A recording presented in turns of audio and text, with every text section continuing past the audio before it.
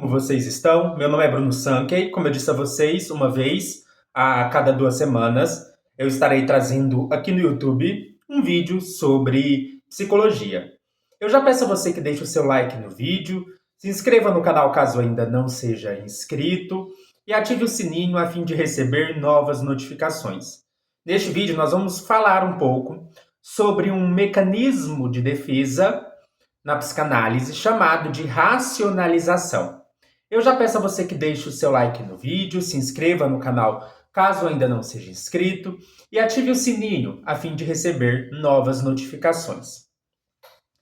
O que é um mecanismo de defesa? Um mecanismo de defesa é um mecanismo pelo qual o eu tenta se defender de alguma ideia ou representação que tem uma carga afetiva ou pulsional desprazerosa. Então, há vários mecanismos de defesa, eles são meios pelos quais o nosso eu, então, tenta, digamos assim, se defender de alguma coisa que ameaça, alguma ideia, uma representação, uma imagem que ameace causar desprazer. E um desses mecanismos de defesa é o que nós chamamos de racionalização. No entanto, quando nós falamos de racionalização e como mecanismo de defesa, nós precisamos ser um pouco mais cuidadosos sobre isso. Por quê? Porque racionalização é um mecanismo de defesa por equivocidade. O que é isso, né? Racionalização é um mecanismo de defesa por equivocidade. O que isso quer dizer? Que não é propriamente um mecanismo de defesa. Então a gente chama de mecanismo de defesa, mas a gente reconhece que não é o nome mais apropriado. Existem outros mecanismos de defesa, né? Por exemplo, existe a repressão. Vem uma representação que me causa muito desprazer e eu reprimo essa ideia, eu reprimo essa imagem, eu reprimo essa representação, né? Isso é um tipo de mecanismo de defesa. Tem o deslocamento, né? Sei lá, eu tenho uma representação que ela carrega em si muita carga afetiva, mas eu desloco essa carga afetiva para uma outra representação que aparentemente é insignificante. Então, sempre que eu estou lidando com um mecanismo de defesa, eu estou tentando afastar de mim aquela representação, aquela ideia, aquela imagem e a carga afetiva desprazerosa que acompanha aquela ideia. No caso da racionalização, não é bem assim, porque na racionalização o que acontece é que vem a representação, vem a ideia, vem a carga afetiva, e de alguma maneira eu aceito aquela ideia, eu aceito aquela representação, mas eu aceito dando uma explicação, eu aceito dando uma explicação que torna aquela ideia não tão desprazerosa ou não tão pesada. Como o caso da racionalização envolve uma certa aceitação, então, dessa ideia, dessa representação ou dessa imagem no campo da consciência, não é exatamente um mecanismo de defesa. Porque não é como se eu estivesse me defendendo da ideia. Eu aceito a ideia, eu aceito a imagem, mas eu dou uma explicação racional que permita com que ela esteja ali. Então, vamos supor que eu vou dar uma festa. Né? Só para a gente usar uma analogia para vocês entenderem a diferença. Vamos supor que eu vou dar uma festa. E aí nessa festa eu decidi que só vai participar pessoas que foram convidadas. E nessa festa, de repente, aparece na festa uma pessoa que não foi convidada. Então aquela pessoa está ali como um intruso. Vamos pensar aqui na analogia do pensamento intrusivo, né? Aquela pessoa está ali como um intrusivo, um pensamento intrusivo, uma imagem intrusiva. Ela não é bem-vinda na festa, ela não foi convidada. O que seria um mecanismo de defesa? Seria eu pegar essa pessoa e tentar fazer alguma coisa com ela. Ou eu vou colocar ela para fora, ou eu vou advertir ela de não continuar ali, ou eu vou deixar ela isolada e falar para ninguém dar atenção para ela, para todo mundo tratar ela como se ela fosse insignificante. Ou eu vou pedir aos guardas, chamar os guardas para que retirem a pessoa, ou eu vou chamar a polícia. Isso tudo seria maneiras de eu me defender dessa pessoa. Isso seria um mecanismo de defesa. Agora vamos supor que ao invés de fazer isso, chega um intruso na minha festa, e ao invés de expulsar ele da minha festa, eu aceito ele lá, falo assim, pode ficar aqui na festa, pode usufruir da festa, e aí as pessoas começam a me perguntar, por que essa pessoa está na festa se ela não foi convidada? Aí eu dou uma explicação, não, essa pessoa está na festa, mesmo sem ter sido convidada, porque ela me pareceu alguém legal, porque ela está bem vestida, porque ela pareceu simpática. Mas aí a pessoa fala, mas isso não tem nada a ver, ela não foi convidada. Por que você deixou ela entrar? Aí eu dou uma explicação. Então vamos pensar aqui que não é exatamente um mecanismo de defesa por causa disso. Eu não estou expulsando a pessoa da festa. Eu não estou rejeitando a presença dessa pessoa na festa. Eu aceito que essa pessoa esteja presente na festa, mas eu dou uma explicação para essa aceitação. Então isso é a racionalização. Então a primeira coisa é que, então, quando a gente fala de racionalização como um mecanismo de defesa, a gente está usando o termo mecanismo de defesa de maneira um pouco imprópria. Então, racionalização não é exatamente um mecanismo de defesa, mas a gente chama assim para facilitar. Então, racionalização, se a gente fosse rigoroso com o termo mecanismo de defesa, não contaria como um mecanismo de defesa. No entanto, tradicionalmente, na psicanálise, a gente fala de racionalização como um mecanismo de defesa para facilitar a linguagem, né? E a gente faz isso em todas as áreas do conhecimento. Esse fenômeno, né, é falar de alguma coisa por equivocidade, ou seja, usando o termo de maneira equívoca. Não é no seu significado próprio. Usar um termo de maneira equívoca é saber que você está usando aquele termo de maneira um pouco inapropriada, mas, né, dado a facilitação do discurso, a gente usa esse termo. Não é um problema, não é um erro. Em várias áreas do conhecimento a gente faz isso, a gente usa termos por equivocidade, não tem nada de mais nisso. Por exemplo, né, na política, nas relações entre nações, a gente fala do Vaticano como um Estado. Só que a gente poderia questionar, será que o Vaticano é exatamente um Estado? Né, uma pequena região ali católica, né, onde está o papado, que fica dentro de um país, que é a Itália, mas que considera o mundo como seu território. Será que seria apropriado, se a gente fosse rigoroso com o termo país, Estado, chamar o Vaticano de Estado? Não sei, algumas teorias políticas talvez não, mas a gente continuaria usando o termo Estado para se referir ao Vaticano, porque é mais fácil falar assim.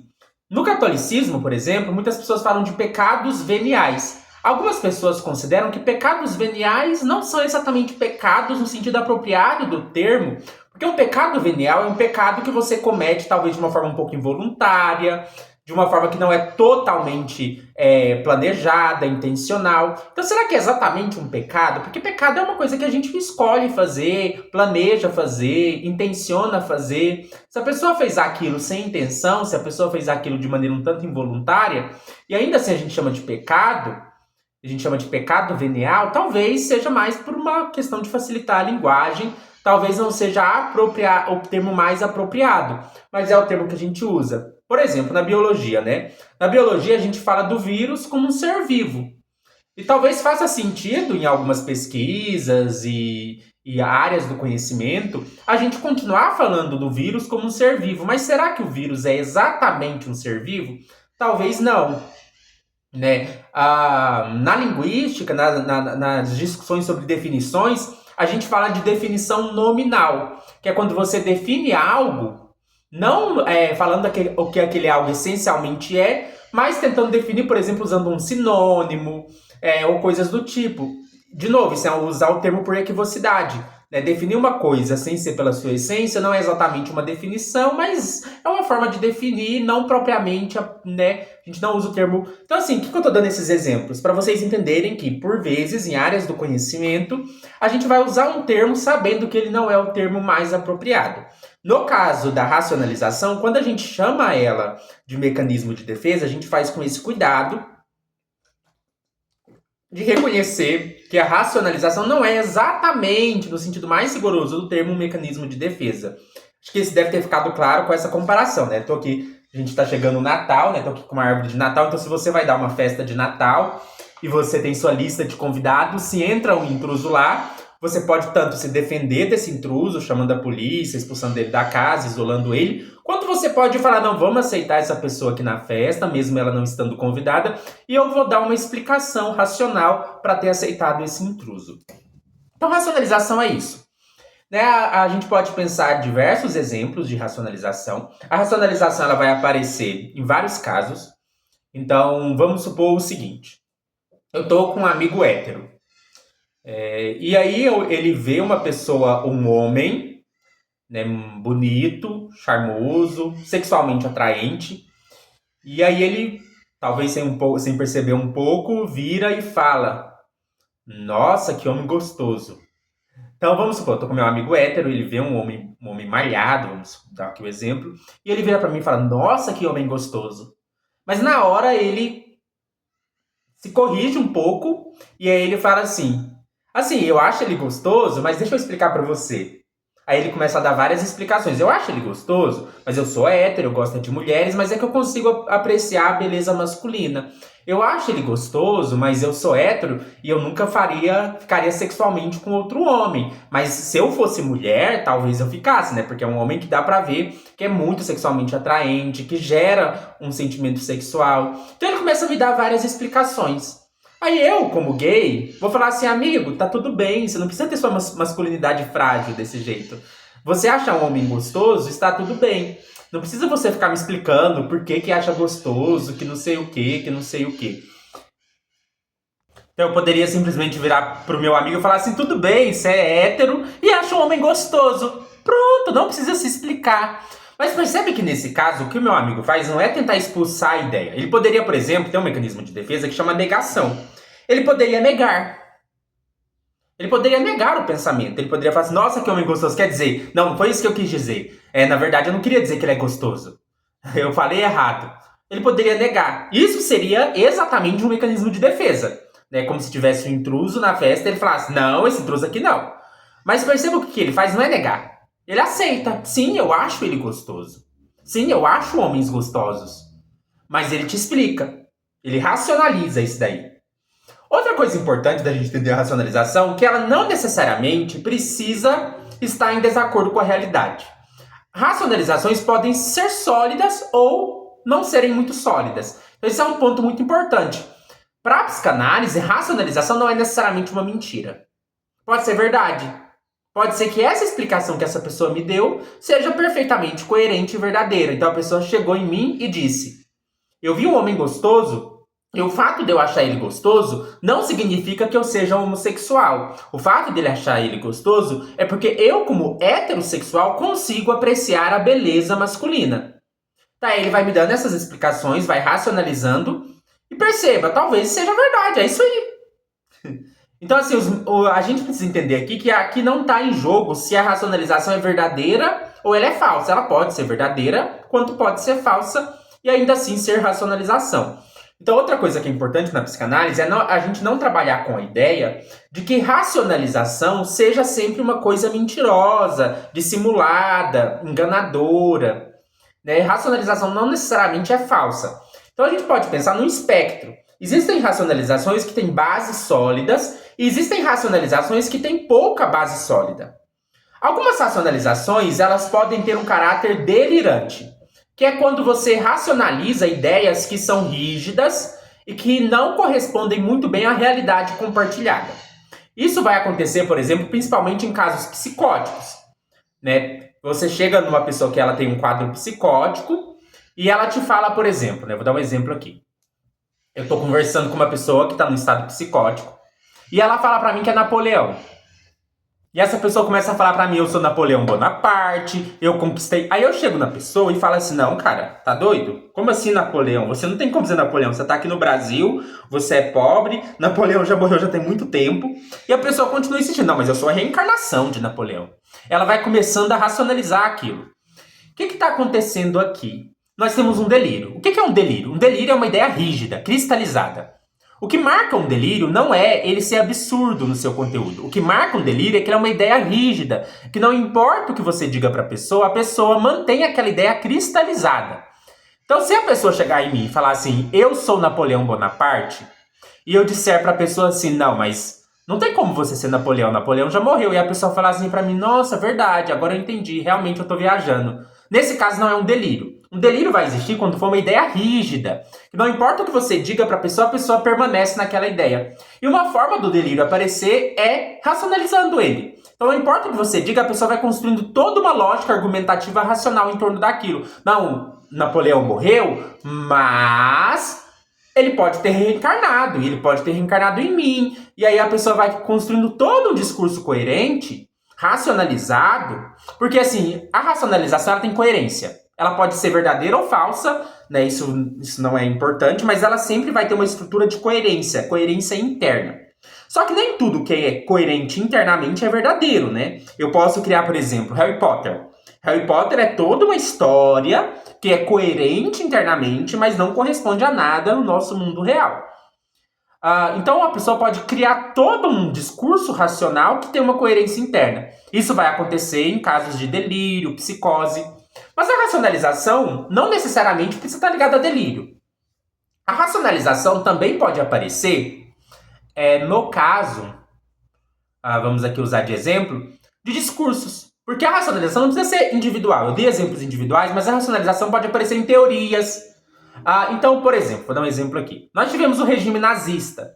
Para o regime nazista se manter com a ideia de que se deveria matar judeus em massa, eles tiveram que racionalizar isso. Teve um discurso, a ideologia, teve um discurso científico que legitimava isso. Você tem um discurso científico que fala assim: negros são menos inteligentes do que brancos, negros pontuam menos em testes de QI. É um discurso racional. Isso é racionalização também. Ideologias políticas são racionalizações.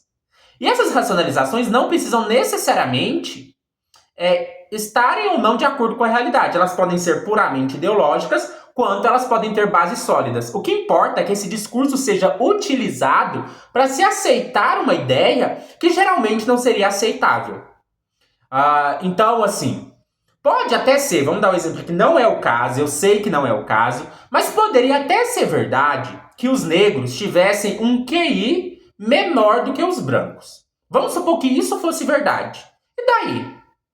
Isso seria verdade. Isso significaria que a gente tem que escravizar os negros? Isso significaria que os negros são inferiores? Isso significaria que a gente tem que ser racista e discriminatório contra os negros? Ou a gente poderia aceitar o fato de que valores em testes de QI não são medida para a gente dizer se uma pessoa tem valor ou não tem valor? Então perceba que a racionalização ela pode se basear numa coisa verdadeira. Poderia ser o caso, não é, mas mesmo se fosse o caso que negros tivessem um QI menor do que os brancos, o passo de usar esse argumento, esse dado, para justificar o racismo é outro passo. Então a gente tem um intruso. O intruso é o racismo. É o que seria inaceitável. Que a gente pode até ampliar para uma consciência pública. Seria inaceitável. É o intruso na festa. Mas aí chega uma pessoa racista e fala: não, mas deixa o negro aqui. Quer dizer, deixa o racismo aqui. Porque o racismo. Deixa esse racismo aqui. Porque na verdade esse intruso racista ele está justificado. Eu tenho uma explicação para ele. Os negros têm QI menor. Então perceba que a racionalização ela pode se basear em coisas verdadeiras quanto em coisas falsas. O que importa é que ela cumpra esse papel de tentar dar uma explicação para uma coisa que em outros contextos não seria aceitável. Eu posso racionalizar minhas ações. Eu posso falar assim: olha, muitas pessoas mau caráter, né? Que traem os namorados, as esposas, mas dão uma racionalização pra isso. É trair? Mas é porque ela não me deu atenção. Eu traí, mas é porque, na verdade, eu tenho minhas necessidades sexuais. Necessidade, como se trair fosse uma necessidade. Então, de novo, é um discurso que você racionaliza uma coisa que não é legal. Então, a gente pode racionalizar comportamentos. Eu estou fazendo isso por causa disso, daquilo outro. Só que qual que é a questão da racionalização? Mesmo que ela possa ter conteúdos de verdade, geralmente ela encobre as verdadeiras intenções da pessoa. Então, mesmo que a racionalização se baseie em fatos sólidos, ela geralmente vai encobrir as verdadeiras intenções da pessoa. O racista, quando o racista fala que negros têm um QI menor do que os brancos, ele não está preocupado com conhecimento científico. Ele está preocupado em justificar a intenção dele de discriminar negros. Quando uma pessoa que trai fala que tem que trair porque o namorado ou a namorada não lhe dá atenção suficiente, essa pessoa não está preocupado realmente se o namorado tem dado ou não tem dado atenção. Ele está com uma intenção ruim no coração de trair o namorado ou a namorada.